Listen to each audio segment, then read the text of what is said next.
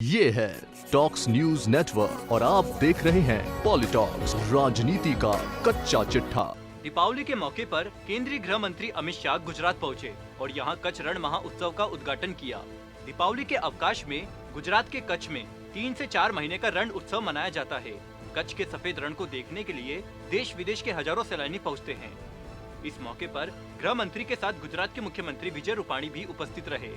इसके साथ ही अमित शाह ने कच्छ के घोरड़ों में सीमा सुरक्षा बल की ओर से आयोजित एक प्रदर्शनी का उद्घाटन भी किया।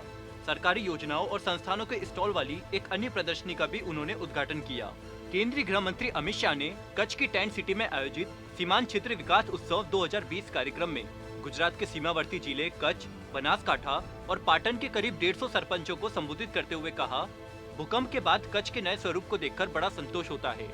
इसका संपूर्ण श्रेय प्रधानमंत्री नरेंद्र मोदी की दूरदर्शिता को और यहाँ के लोगों के अथक परिश्रम को जाता है। कच्छ में जब मैं भूकंप के बाद 2001 में बुझ आया था, तब यह जर्जर था। निवास के सभी स्थानों को समतल कर दिया गया था। अब मॉल और इमारतें इतनी संख्या में खड़ी कर दी गई है।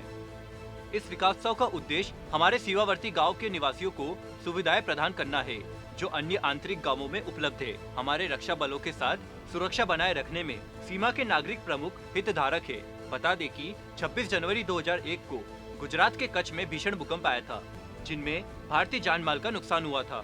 गृह मंत्री अमित शाह ने कहा कि दीपावली का पर्व आज से ही शुरू होता है।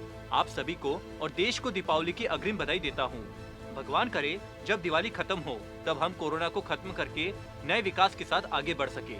अपने गुजरात दौरे के दौरान अमित शाह ने कच्छ के प्रसिद्ध आशापुरा माता मंदिर में देवी माँ की पूजा अर्चना कर आशीर्वाद लिया।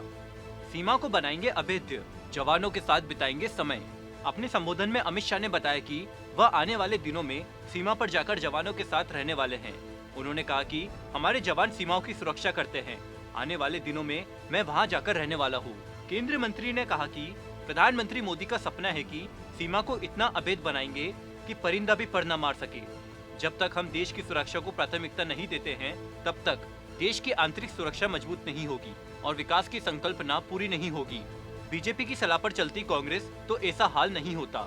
अमित शाह ने अपने संबोधन में कांग्रेस पर भी निशाना साधा। केंद्रीय मंत्री ने कहा कि सरदार पटेल ने कहा था कि सीमा तक पानी, बिजली, सड़क पहुंचाना चाहिए, लेकिन उनकी सलाह पर कांग्रेस नहीं चली। सीमाओं पर 50 साल में जितना काम नहीं हुआ, उतना काम पिछले 6 सालों में मोदी सरकार ने किया है।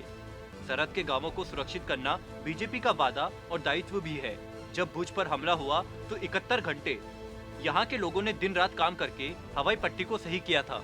अमित शाह ने कहा कि जिन्होंने सीमा पर और पुलवामा में ऐसी हिमाकत किया, उसका जवाब हमारे पीएम ने सर्जिकल स्ट्राइक से दिया है।